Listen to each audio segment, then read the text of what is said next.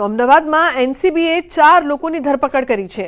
2 kilo કેટામાઇન કબજે કરાયું છે। વિદેશથી ડ્રગ્સનું રેકેટ ચાલતો હોવાનો ખુલાસો થયો છે। તો 3 નાઇજીરિયન સહિત 4 લોકોની ધરપકડ કરવામાં આવી છે।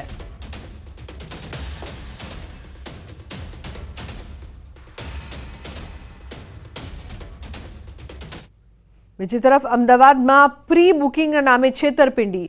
પ્રિવિલોન બિલ્ડર દ્વારા ઠગાઈનો આક્ષેપ। 200 થી વધુ પરિવારો બન્યા છેતરપિંડીનો ભોગ। અલગ અલગ સ્કીમની જાહેરાત કરી પ્રી બુકિંગના નામે લીધા કરોડો રૂપિયા। બિલ્ડરો સામે કાર્યવાહી કરવાની ગ્રાહકોએ માંગ કરી। તો પૈસા પાછા મળી જાય તેવી માંગણી કરવામાં આવી છે। લોકોનો આક્ષેપ છે કે પોલીસ અરજી કરી હોવા છતાં કાર્યવાહી નથી કરી રહી।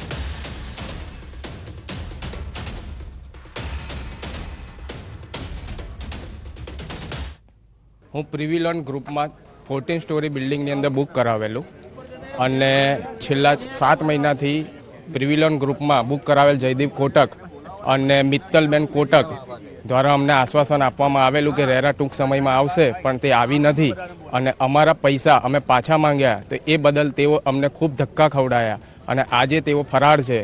તે બદલ આજે અમે અહીંયા રૂબરૂ આવેલા છીએ। हमने एक फ्लैट बुक किया 14 स्टोरी वाली बिल्डिंग में, इस एश्योरेंस के साथ कि ये लास्ट ईयर हुआ, 1 साल हो गए।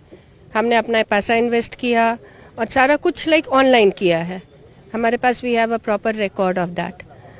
15 लाख बिल्डर ने एश्योरेंस दिया कि 1 महीने के अंदर रेरा आ जाएगा, कंस्ट्रक्शन शुरू हो जाएगा। 2 महीने के बाद हमें पता चला कि वो बोर्ड हट गया। हमारे पास कुछ नॉलेज नहीं था इस बारे में कि बोर्ड कब हटा, क्या हुआ। જે પ્રિવિલોન ગ્રુપનું અત્યારે જે સ્કેમ ચાલી રહ્યું છે અને જે પહેલાં 7 સ્ટોરી બિલ્ડિંગ હતી, પછી 14 સ્ટોરી બિલ્ડિંગ આવી અને 22 સેકન્ડ સ્ટોરી બિલ્ડિંગ આવી છે। મારું પોતાનો ફ્લેટ મેં 14 સ્ટોરીમાં બુક કરાવ્યો હતો। 1 મહિના પહેલાં મને જાણ થઈ કે 14 સ્ટોરીનો પ્રોજેક્ટ કેન્સલ થયો છે।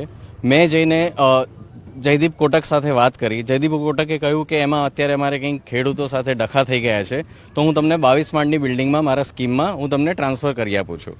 એ વાતને 15-20 દિવસ થયા પછી ત્યારે ફરી ખબર પડી કે હવે 22 માળનો બી પ્રોજેક્ટ એમનો કેન્સલ થયેલો છે। અંદરો અંદર જાણ થતાં એવી ખબર પડી કે આ તો બહુ મોટું સ્કેમ છે। મારા જેવા 150 થી 200 જેવા પરિવારો જે છે એ આ સ્કેમમાં ફસાઈ ચૂક્યા છે।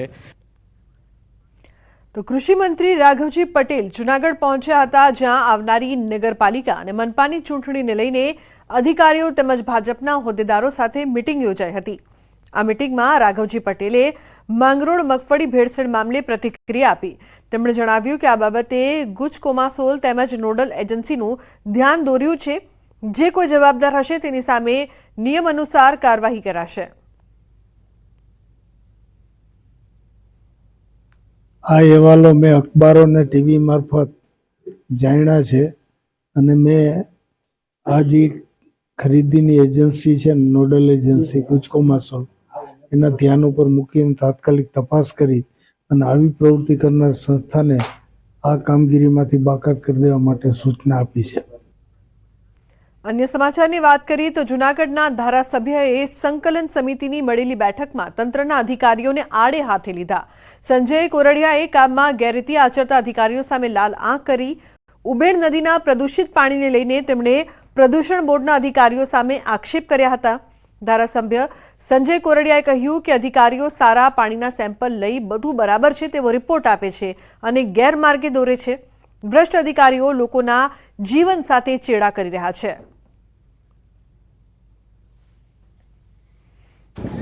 પોલ્યુશન બોર્ડના અધિકારીઓ પોતાની રીતે એકલા જઈ આવે ત્યારે બિસ્લરીનું પાણી એની અંદર ભરી અને તપાસ માટે મોકલે છે, તો એ ઉબેણ નદીનું પાણી જાલણસર ગામની નીચે આવે છે, ત્યાં એનો પરિવાર અઠવાડિયા સુધી એ પાણી પીએ અને પછી કહે કે આ સાચું પાણી, સારું પાણી છે, પીવાલાયક પાણી છે। ભ્રષ્ટ અધિકારીઓ આ પાણીને બદનામ કરીને આ વિસ્તારના લોકોના જીવન સાથે ચેડા કરી રહ્યા છે। સમાચારનો પ્રવાહ યથાવત રહેશે। હાલ રોકાઈશું એક બ્રેક માટે। આપ જોતા રહો ન્યૂઝ 18 ગુજરાત।